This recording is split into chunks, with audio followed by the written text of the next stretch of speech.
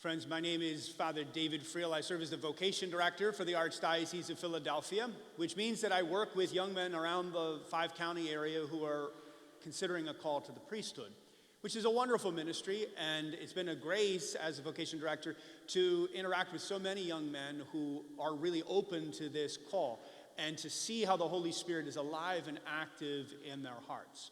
What brings me here today is that we're wrapping up just the end of National Vocation Awareness Week, which is an opportunity every year to sort of highlight the varied ways in which God calls us to serve Him.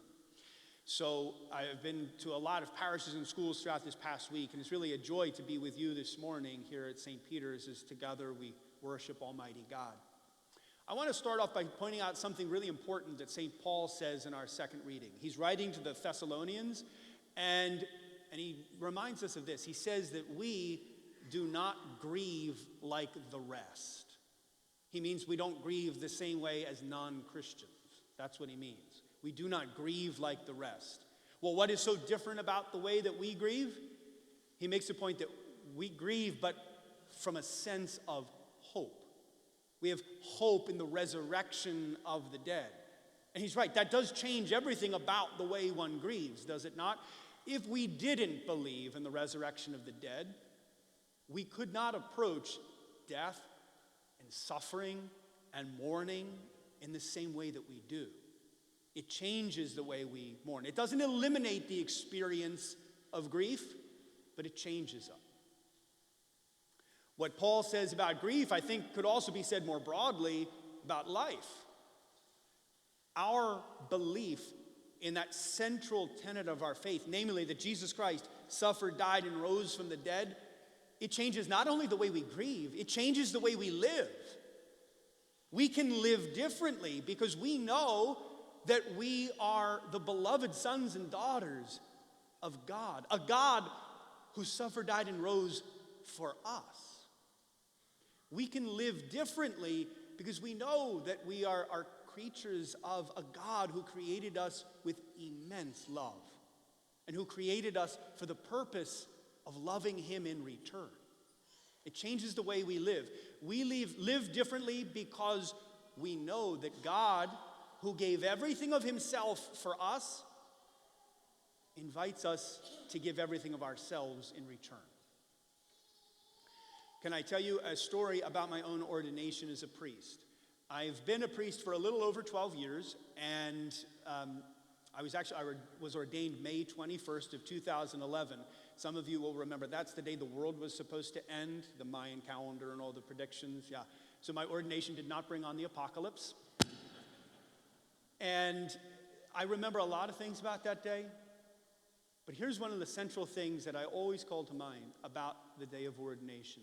I was ordained with two other men. The three of us, we processed down the side aisle of the basilica to get to the back so we could come up the center aisle. And as just we were going down that side aisle, unprompted, unprepared, unexpectedly, I heard this voice speak to me. And I always want to be clear that it was not like a thunderbolt. I didn't see an angel. It was not like the voice of James Earl Jones booming down from heaven. It was not like that. What it was a deeply interior voice that I've heard before and that I instantly recognized as the voice of God the Father speaking to me. And what that voice said was this. It said, "Everything I have is yours." Now, I recognized that as a line from the sacred scriptures. You know the story of the prodigal son. So it's a line from that. It's actually what the father figure in that story says to the elder brother. Not to the prodigal son, but to his brother. The older brother who's really indignant that his father has slaughtered the fattened calf when his wayward brother comes home, right? That's what the father says. He says to his son, "Everything I have is yours." Fast forward a little bit in the ordination.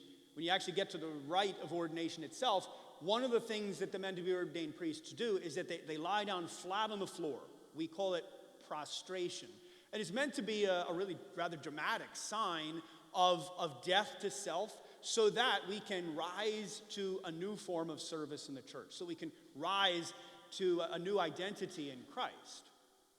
And so just as I'm about to do that, as I'm about to prostrate on the ground, again, unprompted, unprepared, unexpectedly, something caused me to draw my eyes up towards the dome there in the basilica. And I just looked up there, and I turned the tables on that line. And I said to the Lord, Lord, everything I have, it's yours. Again, I think back to that prayerful exchange, what the Lord said to me and what I said back to him. And it's a place where I can recall what that initial gift that I wanted to offer was. And the thing that really strikes me about that is there's an outrageous disproportion in the exchange, isn't there? Great. So I wanted to offer my whole life. The gift of my small life is like nothing by comparison to what is so much infinitely greater. The fact that God wants to give everything to us. The Lord said that to me, but he wants to give everything to all of us, not just to me. There's an outrageous disproportion between what God offers to us and what we are capable of offering. And yet, everything is still everything. The Lord can't ask more than everything of us, but he doesn't ask less. He does ask for all that we are. You know, the Lord has the right to ask for that, doesn't he? I mean, he gave us everything, right? He's given us everything. There is no thing in our lives that we could think of that the Lord has not given to us. So he has a right to ask for it. These last dozen years or so of my life have been a fascinating experience of figuring out precisely how God wants to accept that gift that I was trying to give on the day of my ordination. Precisely how he plans to take possession of everything that I have. The Lord calls us each to make that gift of everything, but we make that gift in different ways. Those of you who are married couples, you can think back to the day when you exchanged vows one to another. That is meant to be, that exchange of vows, a total, a complete, unreserved gift of oneself to the other, and ultimately, the both towards the Lord himself. What an extraordinary vocation. A beautiful way of offering that total gift of self. So beautiful, in fact, that through that exchange of vows, God becomes so present in that relationship that it's this unbreakable bond of holy matrimony. Extraordinary. God calls many people to the vocation of holy matrimony. He calls some people to religious life as brothers or sisters, and he calls some to be priests. Each of those is a way of offering our whole selves back to God. One of the most important things young people can do is pray, asking God to make known to them, which vocation did you create me for? What mission do you have for me in life? And then trust that the Lord really does have that plan, that mission, and that he really does want to make it known. You know, we're really blessed here in the Archdiocese of Philadelphia. At St. Charles Seminary, there's about 150 seminarians.